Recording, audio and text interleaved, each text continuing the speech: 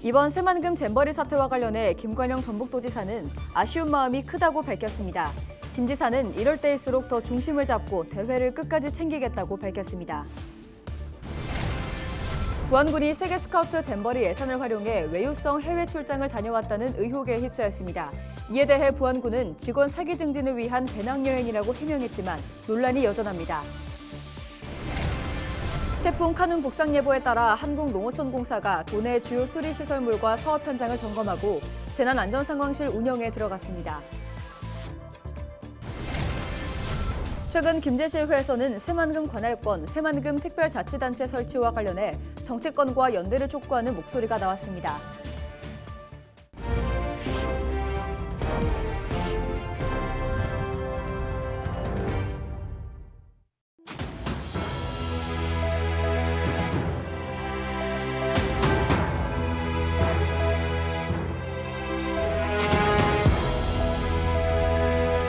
시청자 여러분 안녕하십니까? 헬로TV 전북뉴스입니다.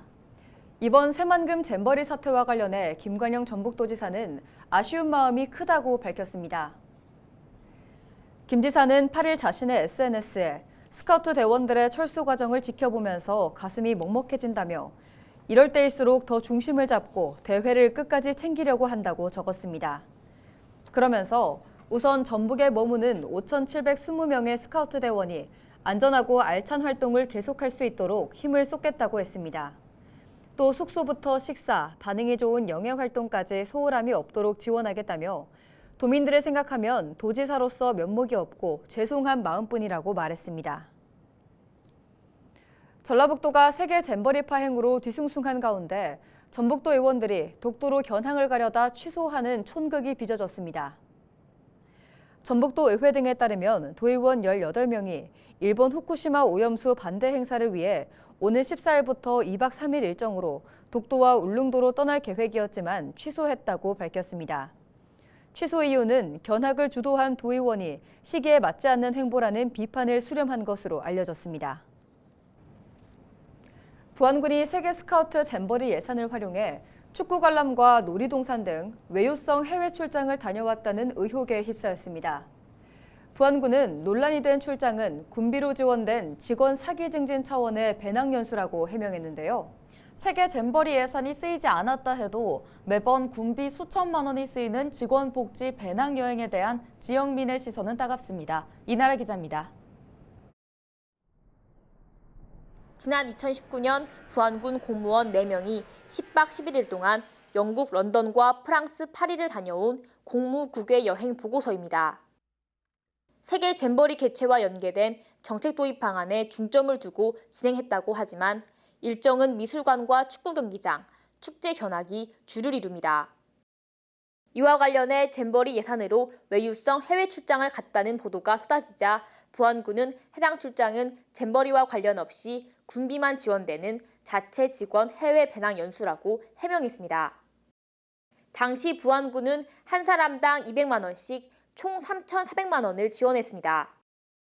이후 코로나19로 중단됐던 해외 배낭 연수를 올해 다시 시작해 세금 7천만 원이 들었고 지금까지 1억 원 넘게 쓰였습니다. 부안 군민들은 받아들일 수 없는 정책이라고 입을 모읍니다. 안 되지. 세금 갖고 피땀 흘려 세금을 바치고 있는데 왜 그걸 가지고 여행을 가고 그러냐고. 그건 아니지. 안 그래요? 맞잖아요. 아니 그런 세금을 갖다가 해외여행 오고 된대요? 안 되지 당연히. 아무리 복지 차원이라도 안 되는 것은 안 되는 것이잖아요. 그건 내 생각은 안 된다고 해요. 부안군은 2019년부터 공무원 노조와 협약을 맺고 심사위원회를 거쳐 공무원 여비 규정에 맞춰 집행했다는 입장. 공무원 노조는 다른 지자체 직원과 국가직 공무원도 해외 배낭 연수를 진행하고 있다며 부안군도 꼭 필요한 정책이라고 말합니다. 세계화를 지향하고 있고 이게 뭐 허울뿐인 이야기 같지만 어느 직장에서든지 직원들이 새로운 신문물이라든가 뭐 새로운 제도라든가 이런 것들을 접할 안목을 높일 수 있는 기회가 다른 사기업에 비해서 현저히 낮습니다. 부안군은 이번에 불거진 외유성 출장 논란의 중심인 공무원 해외 배낭 연수에 대해 축소 논의는 아직 없다고 밝혔습니다. 헬로티비 뉴스 이나라입니다. 제6호 태풍 카눈이 일본 가고시마 해상을 지나 한반도를 향해 북상하고 있습니다. 10일 오전 경남 남해안에 상륙할 것으로 예상되는데요. 김신혜 기자가 태풍의 이동 경로를 정리했습니다. 극한호우에 이어 찜통더위까지 올여름 대한민국은 이상기후로 인해 말 그대로 몸살을 앓았습니다. 이번엔 또 다른 불청객이 한반도를 향하고 있는데요. 바로 6호 태풍 카눈입니다. 기상청이 발표한 태풍 이동 경로를 보면 태풍 카눈은 10일 오전 경남 남해안에 상륙한 뒤 한반도를 관통할 것으로 예상되고 있습니다. 현재 경로대로라면 9일 밤 9시쯤 서귀포 동남동쪽 약 210km 부근 해상을 지나고요. 10일 오전 9시쯤에는 경남 통영 북서쪽 약 40km 부근까지 상륙할 것으로 보입니다. 10일 오후에는 충청권을 지나 북상할 예정인데요. 이후 태풍 중심부는 수도권을 통과한 뒤 11일 밤 북한에서 소멸될 것으로 예상됩니다. 태풍이 지나는 동안 한반도 전역에는 강한 비바람이 불 것으로 보입니다. 초속 15m 이상 바람이 부는 강풍 반경에 포함되는 만큼 전국이 태풍의 직접 영향권에 드는데요. 초속 15m 바람은 간판이 떨어지고 기왓장이 날아갈 수 있는 정도의 색입니다. 특히 남해안 지역에는 각별한 주의가 필요합니다. 태풍이 경남 남해안에 가까이 왔을 때에도 태풍의 강도는 강의 세력을 유지할 것으로 보입니다. 이 정도의 바람은 기차를 탈선시킬 수 있는 위력입니다. 비도 많이 내리겠습니다. 오는 11일까지 강원 영동 지역에는 최대 600mm 이상의 물폭탄이 떨어지겠고요. 대부분의 지역에 100에서 200mm의 강한 비가 내리겠습니다.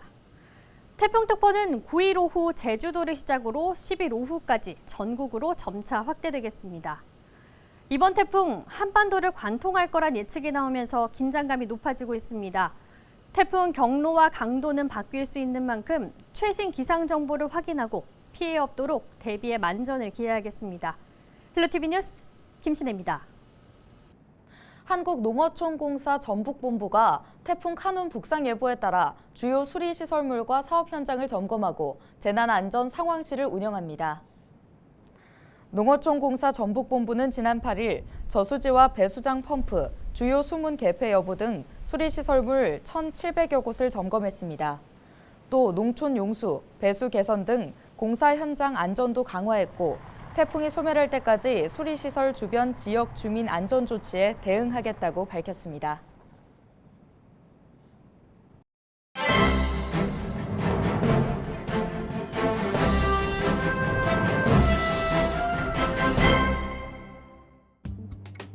신문브리핑 전북도민일보 기사입니다.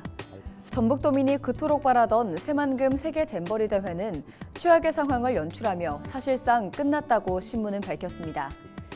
새만금 잼버리 대회 실패를 두고 여야 정치권이 책임을 두고 난타전을 벌이는 등 정치적 후폭풍이 만만치 않을 전망이라고 하는데요. 이번 새만금 잼버리 대회 기간 동안 보여준 전북 정치권의 무기력한 모습과 보신주의 정치 행보는 자연스럽게 전북 정치권의 세판짜기 도화선이 될 전망이라고 합니다. 시민사회단체 관계자는 전북 정치권을 향해 새만금 세계 잼버리 대회 행사 전까지만 해도 홍보에 열을 올렸던 정치권 인사들이 폭염과 준비 부족에 대한 여론의 질타가 시작되자 자취를 감췄다며 전북 정치권 인사들은 새만금 잼버리 대회를 통해 무책임, 무소신의 민낯을 그대로 드러냈다고 비판했다고 전했습니다. 지금까지 신문브리핑이었습니다.